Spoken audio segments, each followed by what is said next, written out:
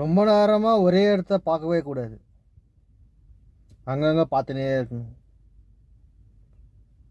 அங்கங்கே பார்த்துன்னு யோசனை பண்ணணும். நான் ஏன் அங்கே பார்த்தேன், அங்கே ஏன் பார்த்தேன், இங்கே ஏன் பார்த்தேன், அப்படியே பார்த்துனே டைம் பாஸ் பண்ணணும். அதுக்கு பேர் டைம் பாஸ் ராஜான்றது. இப்போ நேரான நோக்கத்தில் பார்த்தா திடீர்னு ஒரு நாய் வருமா, அந்த நாயை போகும்போதே யோசனை பண்ணிடணும். இது நாயா, இல்லை மனுஷனா, இல்லை லேடிஸ் ஆண்டியா, இல்லை கிழவி முண்டியான்னு தெரில அப்படின்னு யோசனை பண்ணணும். பார்த்தியா, இப்படி இந்த டைலாக் சொல்லும் போதே 55 செகண்ட் ஆயிடுச்சு. பார்த்தியா, அதுதான் டைம் பாஸ்ன்றது.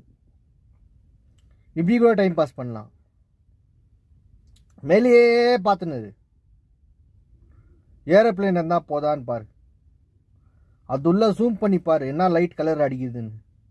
ப்ளூ கலர் லைட் ஆச்சுனாக்கா அது எவனோ ப்ளூ கலர் துணி போட்டுங்கிறான்னு அர்த்தம். ரெட்டு கலர் லைட் இருந்துச்சுன்னா எவனோ சிக்கன் பிரியாணி சாப்பிட்டுங்கிறான்னு அர்த்தம். ரெட்டு கலர், ப்ளூ கலரு, அப்புறமா எல்லோ கலர்னா எவனோ சாம்பார் சாப்பாடு சாப்பிட்டுங்கிறான்னு அர்த்தம். அதில் ஒருத்தவரான் பாரு கருப்பா, கருப்பு லைட் இருந்துச்சுனாக்கா கருப்பு துணி போட்டுக்குன்னு ஏதோ கேரளா ரைஸ் சாப்பிட்டுங்கிறான்னு அர்த்தம். அப்புறமா மேலே பார்க்கணும். இதெல்லாம் பார்த்துனே பண்ணி வெளியே இருந்தால் கழுத்துக்கு கொஞ்சம் நல்ல எக்ஸசைஸாக இருக்கும். இதுதான் கழுத்து எக்ஸசைஸு, கண்ணு எக்ஸசைஸுன்றது. அட்வென்ச்சர் லைஃப்னா எப்படி தெரியுமா? ஃபுல்லாக தாடி வழுக்கணும், முடியெல்லாம் வழுக்கணும், தாடியெல்லாம் வழுக்கணும். திடீர்னு குளிச்சுட்டு வெளியே போனேன், ஏன்ப்பா ஒரு கோட்டை அடிய, கோட் ரஸ்ட்டு கொஞ்சம் நேரம் விட்டு, ஏன்னா உடனே போனாக்கா போலீஸ்க்கு மாட்டிக்குவேன். போதெல்லாம் எங்கிட்டு குளிச்சுட்டு டியூட்டிக்கு போனேன்னு வையன், யாருன்னா லேடிஸ் வந்து கேட்பாங்க, ஏன்ப்பா சோகமாக்குற. அதுலேயே ஒரு வித்தியாசமான டைலாக்ஸுங்க வந்து.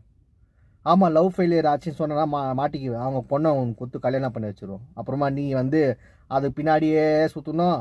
அப்பா நீவும் போட பொல்லி கூட சுற்றி நிற்கணும். இப்படியே ஸ்கூலு வீடு அப்படியே 100 வருஷம் போயிடும். நீயே செத்து போயிடுவோம், உன் புள்ளியை எடுத்து போய் போட்டுருவான் உள்ள கல்பள்ளியில். அந்த மாதிரி கதை ஆகிடும்.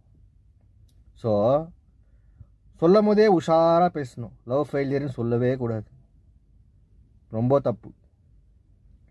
நான் பைத்தியம் அப்படின்னு சொன்னால் நடக்குது கதை. இது எப்படி இருக்குது?